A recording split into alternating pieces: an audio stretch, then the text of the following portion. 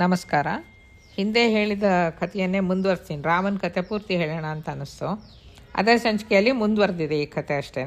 ಎರಡೂ ಒಟ್ಟಿಗೆ ಹಾಕೋದ್ರಿಂದ ಏನೂ ತೊಂದರೆ ಆಗೋಲ್ಲ. ಆಮೇಲೆ ಈ ಥರ ಇದೆಲ್ಲ ತೆರಿಗೆ ಎಲ್ಲ ಸಂಗ್ರಹ ಆದಮೇಲೆ ರಾಮ ಪ್ರಜೆಗಳಿಗೆಲ್ಲ ಅನುಕೂಲ ಮಾಡಿಕೊಟ್ಟು ರಾಜ್ಯಭಾರ ರಾಮರಾಜ್ಯವಾಗಿ ಬದಲಾಯಿಸುತ್ತೆ. ಎಲ್ಲ ಆ ಥರ ಸುಖವಾಗಿ ನಡೆದಾದ್ಮೇಲೆ ಒಂದು ದಿವಸ ರಾಮ ಪುರಜನರಿಗೂ ಒಂದು ಔತಣಕೂಟ ಕೊಡೋಣ, ಎಲ್ಲ ಸಂತೋಷವಾಗಿದ್ದಾಗ ಮಾಡ್ತಾರಲ್ಲ ಔತಣಕೂಟ, ಸಂಭ್ರಮ ಎಲ್ಲ ಇರುತ್ತಲ್ವ, ಹಾಗೆ ಏರ್ಪಡಿಸ್ತಾನೆ. ಅದಕ್ಕೆ ಒಂದು ಸಮಾರಂಭ ಮಾಡಬೇಕಾದ್ರೆ ಬೇಕಾದಷ್ಟು ಸಾಮಾನು ತರಬೇಕು, ಜವಾಬ್ದಾರಿ ಹೊರಬೇಕು, ನೇಮಿಸಬೇಕು ಯಾರನ್ನಾದರೂ, ಅವೆಲ್ಲ ಇರುತ್ತಲ್ಲ. ಆ ಥರ ಪ್ರತಿ ಕೆಲಸದಲ್ಲೂ ಹನುಮಂತ ಚಪ್ರ ಹಾಕೋದ್ರಿಂದ ಹಿಡಿದು ಮಂಟಪ ಕಟ್ಟೋ ತನಕ ಮುಂದೆ ಇದ್ದು ಎಲ್ಲ ಕೆಲಸನೂ ಹನುಮಂತ ಸರಾಗವಾಗಿ ಸ್ವಾಮಿ ಕಾರ್ಯಕ್ಕೆ ಸಹಾಯ ಮಾಡ್ತಾ ಇರ್ತಾನೆ. ಶ್ರೀರಾಮಂಗೆ ತುಂಬ ಸಂತೋಷ ಆಗುತ್ತೆ ಅದನ್ನು ನೋಡಿಬಿಟ್ಟು. ಈ ಥರ ಸೀತೆ ಒಂದೇ ಕೆಲಸ ಮಾಡ್ತಾ ಇರೋ ಹನುಮಂತನ ನೋಡ್ತಾಳೆ. ನೋಡಿಬಿಟ್ಟು ಅವಳಿಗೆ ಹನುಮಂತನ ಕಂಡ್ರೆ ಅವಳ ಮಗ ಅನ್ನೋ ಭಾವನೆ ಅವಳಿಗಿರುತ್ತಲ್ಲ, ಅದಕ್ಕೆ ಅವಳು ಕಷ್ಟಪಡ್ತಾ ಇದ್ದಿದ್ದನ್ನು ರಾಮನಿಗೆ ವಾರ್ತೆ ಹೇಳಿದ್ದು ಇವನು ತಾನೆ, ಹನುಮಂತ ತಾನೆ, ಸೀತೆ ವಾರ್ತೆಯನ್ನು. ಅದ್ರ ಮೇಲೆ ಅವಳಿಗೆ ತುಂಬ ಒಂದು ವಿಶ್ವಾಸ ಇರುತ್ತೆ ಅವನ ಮೇಲೆ, ಮಗ ಅನ್ನೋ ಥರದಲ್ಲಿ. ಅವಳು ಬಂದು ಹನುಮಂತನ ಮಾತಾಡ್ಸ್ತಾಳೆ. ಅಪ್ಪ ಹನುಮ, ಬೆಳಗ್ಗಿಂದ ಸ್ವಲ್ಪನೂ ವಿಶ್ರಾಂತಿ ಇಲ್ಲದೆ ಕೆಲಸನೇ ಮಾಡ್ತಿದ್ಯಲ್ಲಪ್ಪ, ಊಟದ ಸಮಯ ಆಗ್ತಾ ಇದೆ, ಅತಿಥಿಗಳಿಗೆ ಯಾವುದೇ ಕೊರತೆ ಆಗದೇ ಇದ್ದಂಗೆ ನೋಡ್ಕೋಬೇಕಾದ ನೀನು, ಅಂದರೆ ಮೇಲ್ವಿಚಾರಣೆ ನಿಂದೇ ಇರುತ್ತೆ. ಆದ್ದರಿಂದ ಮೊದಲು ನೀನು ಊಟ ಮಾಡಿಬಿಡೋದು ಚೆನ್ನಾಗಿರುತ್ತೆ, ಬಾಪ ನಿಂಗೆ ಊಟ ಬಡಿಸ್ತೀನಿ ಅಂತ ಕರೀತಾಳೆ. ಹನುಮಂತ ಸರಿ ಅಂದ್ಬಿಟ್ಟು ಸೀತೆ ಹಿಂದೆನೇ ಅಡುಗೆ ಮನೆ ತನಕ ಹೋಗ್ತಾನೆ. ಸೀತೆ ಅವನಿಗೆ ದೊಡ್ಡ ಬಾಳೆ ಎಲೆ ಹಾಕಿ ಬಡಿಸೋಕ್ಕೆ ಪ್ರಾರಂಭಿಸ್ತಾಳೆ.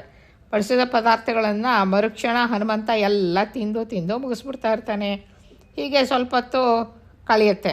ಆಮೇಲೆ ಸಾವಿರಾರು ಜನರಿಗೆ ಮಾಡಿದ ಅನ್ನ, ಸಾರು, ಎಲ್ಲ ಪದಾರ್ಥಗಳೆಲ್ಲ ಗಂಗಾಳ ಖಾಲಿ ಆಗ್ತಾ, ಗಂಗಾಳ ಅಂದರೆ ದೊಡ್ಡ ಪಾತ್ರೆ, ಬೇಕಾದಷ್ಟು ಹಿಡಿಯುವಂಥ ದೊಡ್ಡ ಪಾತ್ರೆ ಆಗಿರುತ್ತೆ. ಆ ಗಂಗಾಳ ಎಲ್ಲ ಖಾಲಿ ಆಗ್ತಾ ಬಂದ್ಬಿಡುತ್ತೆ. ಅದನ್ನು ನೋಡ್ಬಿಟ್ಟು ಸೀತೆಗೆ ಆಶ್ಚರ್ಯ ಆಗೋಗುತ್ತೆ. ಅವಾಗ ಏನಪ್ಪ ಮಾಡೋದು ಅಂದ್ಬಿಟ್ಟು ಓಡಿ ರಾಮನ ಹತ್ರ ಹೋಗ್ತಾಳೆ. ರಾಮ ನಗ್ತಾ ಹನುಮಂತ ಅಂದರೆ ಯಾರು ಅಂತ ತಿಳ್ಕೊಂಡಿದ್ಯಮ್ಮ, ಸಾಕ್ಷಾತ್ ಪರಶಿವ ಅವನು, ಈ ರೂಪದಲ್ಲಿ ಅವತರಿಸಿ ನಮಗೆ ಸೇವಕನಾಗಿ ಕೆಲಸ ಮಾಡಿಕೊಡ್ತಾ ಇದ್ದಾನಷ್ಟೇ. ಅವನು ಹೇಗೆ ತೃಪ್ತಿಪಡಿಸ್ತೀವೋ ನೀನು, ನನಗಂತೂ ಗೊತ್ತಿಲ್ಲ, ಎಲ್ಲ ನಿನ್ನ ಪ್ರಜ್ಞೆಗೆ ಸೇರಿದ್ದು ನೋಡು, ನಾನೇನು ಮಾಡೋ ಹಂಗಿಲ್ಲ ಅಂತ ಉತ್ತರ ಹೇಳಿಬಿಡ್ತಾನೆ.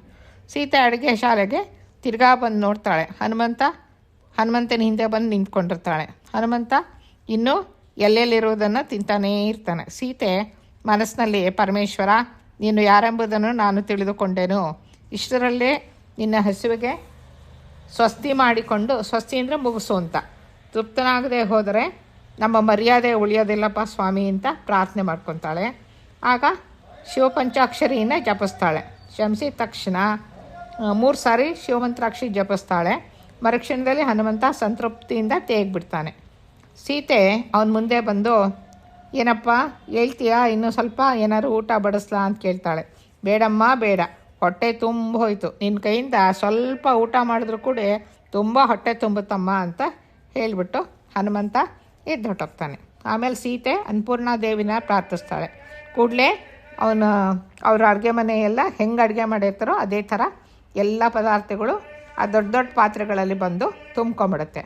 ಆಮೇಲೆ ಪುರಜನರಿಗೂ ವಾನರಿಗೂ ಎಲ್ಲ ಸೇರಿ ದೊಡ್ಡದಾಗಿ ಎಲೆ ಹಾಕಿ ಊಟ ಬಡಿಸ್ತಾ ಇರ್ತಾರೆ.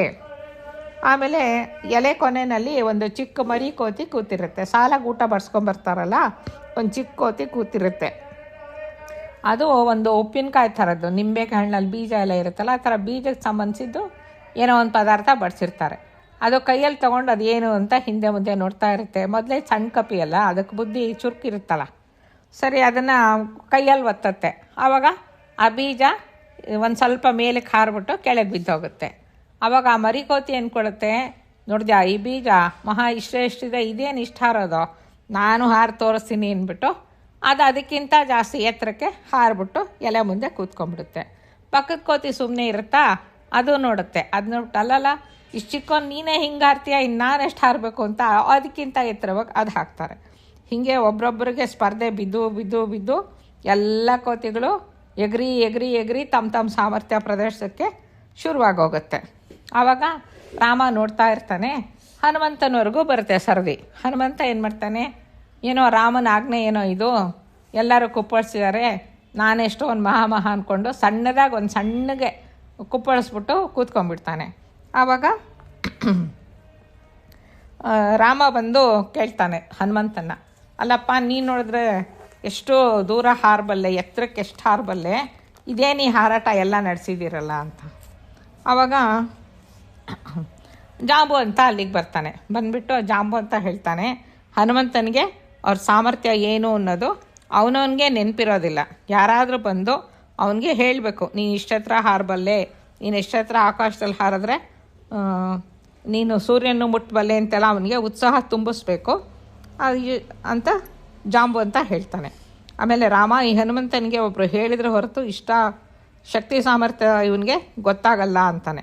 ಆವಾಗ ರಾಮ ಒಂದು ಆಲೋಚನೆ ಮಾಡ್ತಾನೆ. ಒಂದು ಬಿಳಿ ತಾವರೆ ಹೂ ತೊಗೊಂಡು ಹನುಮಂತನಿಗೆ ಕೊಡ್ತಾನೆ. ಹನುಮಂತ, ನಮ್ಮ ವಂಶಕರ್ತನಾದ ಸೂರ್ಯ ಭಗವಾನನಿಗೆ ಈ ಬಿಳಿ ತಾವರೆನ ಅರ್ಪಿಸ್ಬೇಕು, ಇದನ್ನು ಸೂರ್ಯನಿಗೆ ಕೊಟ್ಬಿಟ್ಟು ಬರೋಕ್ಕೆ ನಿನಗೊಬ್ಬನಿಗೆ ಶಕ್ತಿ ಸಾಮರ್ಥ್ಯ ಇರೋದು, ಹೋಗ್ಬಿಟ್ಟು ಈ ಕಮಲ ತೊಗೊಂಡು ಸೂರ್ಯನಿಗೆ ಕೊಟ್ಟು ಬಾ ಅಂತ ಹೇಳ್ಬಿಡ್ತಾನೆ. ರಾಮ ಆಜ್ಞೆ ಅಂದ್ಬಿಟ್ಟು ತಕ್ಷಣ ಹನುಮಂತ ಆ ಬಿಳಿ ತಾವರೆ ತೊಗೊಂಡು ಒಮ್ಮೆಲೆ ಆಕಾಶದ ಕಡೆ ಹಾರ್ಕೊಂಡು ಹೋಗ್ತಾನೆ. ಸೂರ್ಯನ ರಥನ ಹಿಡಿದು ನಿಲ್ಲಿಸ್ಬಿಟ್ಟು, ಗುರುದೇವ, ರಾಮ ಇದನ್ನು ನಿಮಗೆ ಕೊಡೋಕ್ಕೆ ಹೇಳಿದ್ದಾರೆ, ನನ್ನ ಹತ್ರ ಕೊಟ್ಟು ಕಳಿಸಿದ್ದಾರೆ, ತಗೊಳ್ಳಿ ಸ್ವೀಕರಿಸಿ ಅಂತ ನಮಸ್ಕಾರ ಮಾಡಿಬಿಟ್ಟು ಕೊಟ್ಬಿಡ್ತಾನೆ. ಸೂರ್ಯ ಹನುಮಂತನ ನೋಡ್ಬಿಟ್ಟು ಚಿರಂಜೀವಿ ಆಗಿರೋ ನೀನು ಅಂತ ಆಶೀರ್ವಾದ ಹೇಳ್ತಾನೆ. ಆಮೇಲೆ ಅವನ ಕೈಯಲ್ಲಿ ಬಿಳಿ ಶ್ವೇತಕಮಲ ಇರುತ್ತೆ. ಆ ಶ್ವೇತಕಮಲವನ್ನು ಹನುಮಂತನಿಗೆ ಕೊಡ್ತಾನೆ. ಇದನ್ನು ರಾಮನಿಗೆ ಕೊಡು, ಇದರ ಪ್ರಭಾವದಿಂದ ರಾಮನ ಪರಿಪಾಲನೆಯಲ್ಲಿ ದೇಶ ಸುಭಿಕ್ಷವಾಗಿರುತ್ತೆ ಅಂತ ಹೇಳಿಬಿಟ್ಟು ಕಳಿಸ್ತಾನೆ. ಆ ಶ್ವೇತಪದ್ಮ ಬಾಡುವುದಿಲ್ಲ, ಅದರಲ್ಲಿ ಅದು ಸಕಾಲದಲ್ಲಿ ಮಳೆ ಬರೋ ಹಂಗೆ ಮಾಡುತ್ತೆ. ಋತುಧರ್ಮಗಳು ಕ್ರಮ ತಪ್ಪುವುದಿಲ್ಲ, ಬರಗಾಲ ಎಲ್ಲ ಏನೂ ಬರೋಲ್ಲ. ಸೂರ್ಯಪದ್ಮವನ್ನು ತೆಗೆದುಕೊಂಡು ಹನುಮಂತ ಸೂರ್ಯನಿಂದ ಅಪ್ಪಣೆ ಪಡ್ಕೊಂಡು ತಂದು ರಾಮನಿಗೆ ಕೊಡ್ತಾನೆ. ರಾಮ ಅತ್ಯಾನಂದದಿಂದ ಹನುಮಂತನನ್ನು ಆರಂಗಿಸ್ಕೊಂಡು ಆಶೀರ್ವಾದ ಮಾಡ್ತಾನೆ. ಈ ಥರ ಹನುಮಂತ ಆಮೇಲೆ ಸೀತಾರಾಮ ಇಬ್ಬರಿಗೂ ಪ್ರಣಾಮ ಮಾಡಿಬಿಟ್ಟು ನಮಸ್ಕಾರ ಮಾಡಿ ನಿಂತ್ಕೋತಾನೆ. ಅವರಿಬ್ಬರೂ ಅವನಿಗೆ ನೀನು ಚಿರಂಜೀವಿ ಆಗಿರುವಂಥ ಆಶೀರ್ವಾದ ಕೊಡ್ತಾರೆ. ಈ ರೀತಿ ಹನುಮಂತನ ಸಾಹಸಗಳನ್ನೆಲ್ಲ ಸಣ್ಣ ಸಣ್ಣ ಕಥೆ ರೂಪದಲ್ಲಿ ನಾವು ಕೇಳಿ ತಿಳ್ಕೊಳ್ತಾ ಇರೋದು. ಹನುಮಂತನ ಅನುಗ್ರಹ ನಮ್ಮೆಲ್ರಿಗೂ, ರಾಮ ಸೀತೆ ಹನುಮಂತರಿಗೆಲ್ಲ ಅನುಗ್ರಹ ನಮಗೂ ಎಲ್ಲ ಇರಲಿ. ನಮಸ್ಕಾರ.